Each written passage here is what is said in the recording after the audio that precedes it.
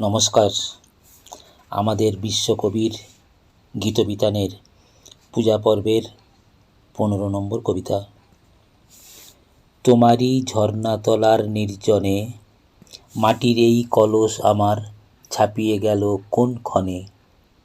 রবি ওই অস্তে নামে শৈলতলে, বলাকা কোন গগনে উড়ে চলে। আমি এই করুণ ধারার কলকলে নীরবে কান পেতে রই আনমনে, তোমারই ঝর্ণাতলার নির্জনে।